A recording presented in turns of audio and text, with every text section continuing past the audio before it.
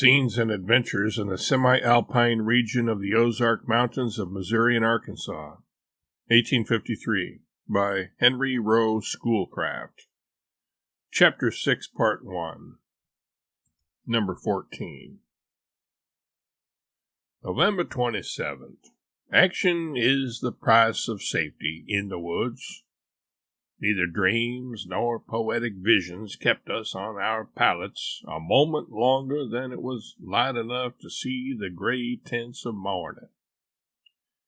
Each of us prepared a compact knapsack, containing a blanket and a few absolute necessities, and gave our belts an extra jerk before lifting our guns to our shoulders.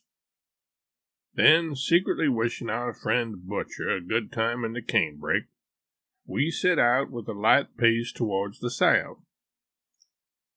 My companion Boney was much attached to tea, and as the article of a small tin pot was indispensable to the enjoyment of this beverage, he burthened himself with this appendage by strapping it on his back with a green sash.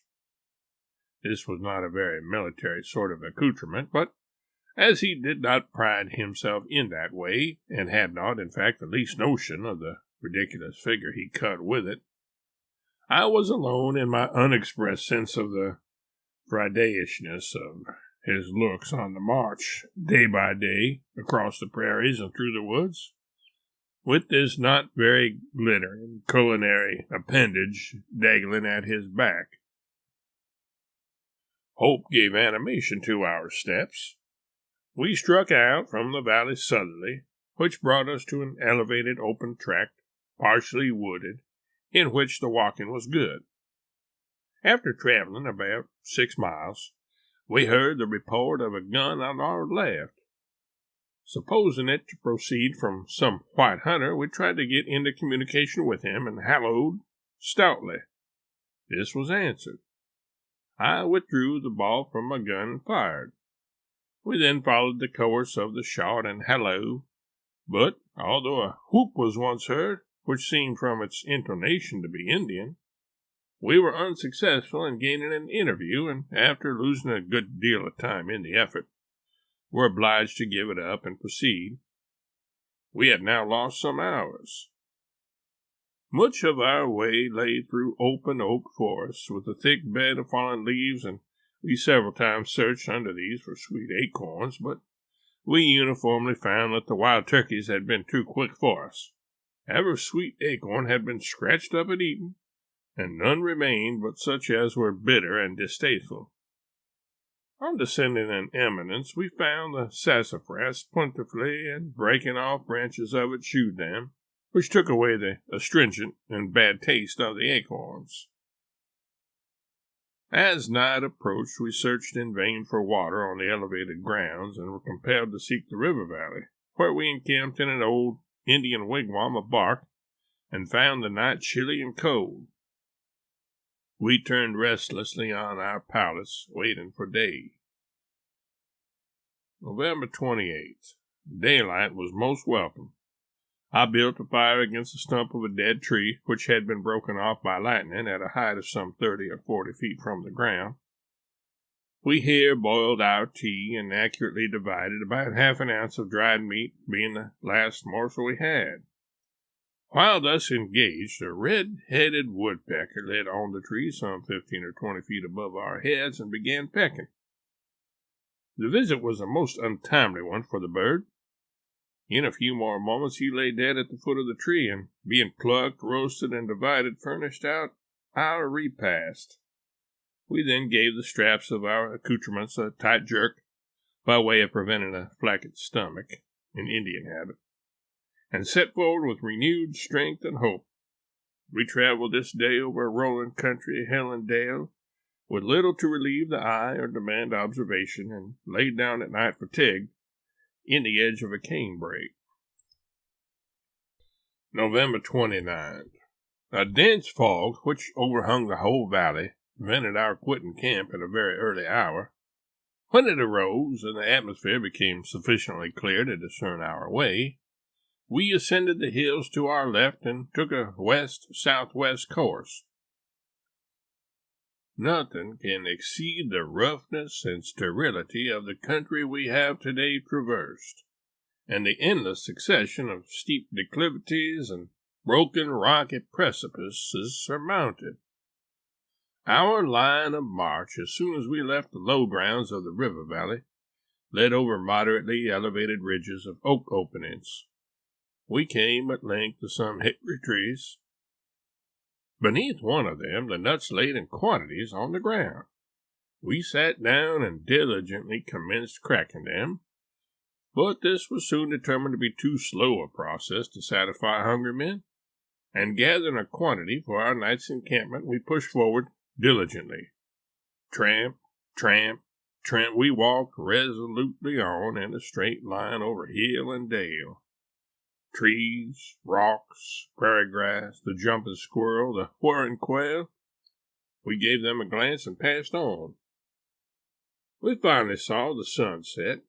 Evening threw its shades around. Night presented its somber hue, and as it grew dark, it became cloudy and cold. Still, no water to encamp by was found, and it finally became so dark that we were forced to grope our way.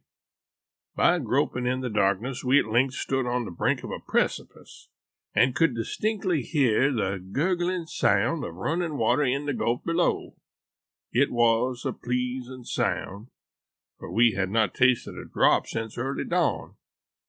Had we still had our horse, we should not have been able to get him down in the darkness, but by seizing hold of bushes and feeling our way continually, we reached the bottom and encamped immediately by the stream.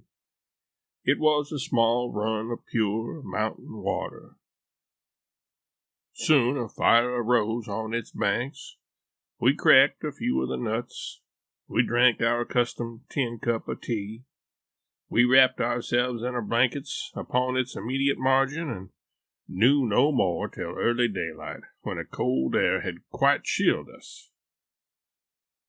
November 30th. We were happy to get out of this gulf at the earliest dawn. After traveling a couple of miles, we stepped suddenly into a well-beaten horse path, running transversely to our course, with fresh horse tracks leading both ways. We stopped to deliberate which end of the path to take. I thought the right hand would conduct us to the mouth of the river which we had been pursuing down, where it could hardly fail there should be hunters or pioneer settlers located. My companion thought the left hand should be taken, without offering any satisfactory reason for it. I determined in an instant to rise above him mentally by yielding the point, and set out with a firm and ready pace to the left. We traveled diligently about 3 miles without meeting anything to note, but were evidently going back into the wilderness we had just left by a wider circuit, when my companion relented and we turned about on our tracks toward the mouth of the river. We had not gone far, and had not yet reached the point of our original issue from the forest, when we descried a man on horseback coming toward us. Joy flashed in our eyes. When he came up, he told us that there was a hunter located at the mouth of the river, and another named Wells, nearly equidistant on the path he was pursuing, and that, if we would follow him, he would guide us to the latter.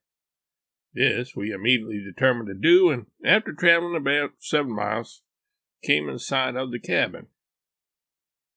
Our approach was announced by a loud and long-continued barking of dogs, who required frequent bidding from their master before they could be pacified.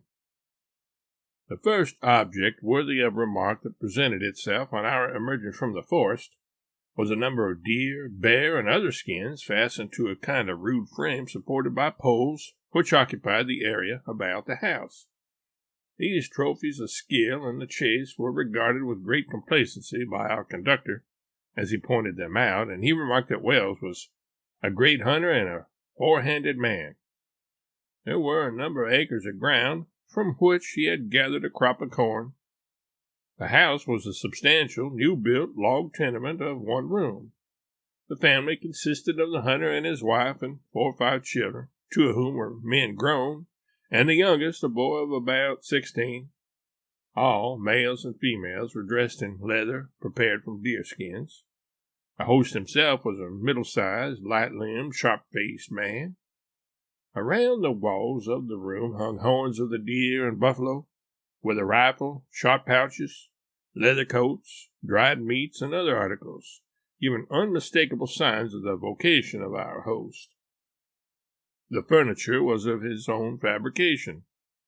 On one side hung a deerskin, sewed up in somewhat the shape of the living animal, containing bear's oil. In another place hung a similar vessel, filled with wild honey. All the members of the family seemed erudite in the knowledge of woodcraft, the ranges and signs of animals and their food and habits. And while the wife busied herself in preparing our meal, she occasionally stopped to interrogate us or take part in the conversation. When she had finished her preparation, she invited us to sit down to a delicious meal of warm cornbread and butter, honey and milk, to which we did ample justice. A more satisfactory meal I never made. It was late in the afternoon when our supper was prepared, and we spent the evening in giving and receiving information of the highest practical interest to each party. Wells recited a number of anecdotes of hunting and of his domestic life. We repaid him with full accounts of our adventures. What appeared to interest him most was the accounts of the bears and other wild animals we had seen. When the hour for rest arrived, we opened our sacks and, spreading our blankets on a bearskin which he furnished, laid down before the fire and enjoyed a sound night's repose. December 1st. We were up with the earliest dawning of light and determined to regain our position at Camp Number on the Great North Fork with all possible dispatch and pursue our tour westward. We had understood from the conversation of the hunters among themselves that they designed forthwith to proceed on a hunting excursion into the region we had passed on the Great North Fork, and determined to avail ourselves of their guidance to our deposits and horse. We understood that our course from that point had been circuitous, and that the place could be reached by a direct line of 20 miles travel due northwest. We purchased from our host a dressed deerskin for moccasins, a small quantity of Indian corn, some wild honey, and a little lead. The corn required pounding to convert it into meal. This we accomplished by a pestle fixed to a loaded swing pole, playing into a mortar burned into an oak stump. The payment for these articles, being made in money, excited the man's cupidity, for although he had previously determined on going in that direction, he now refused to guide us to Camp No unless paid for it.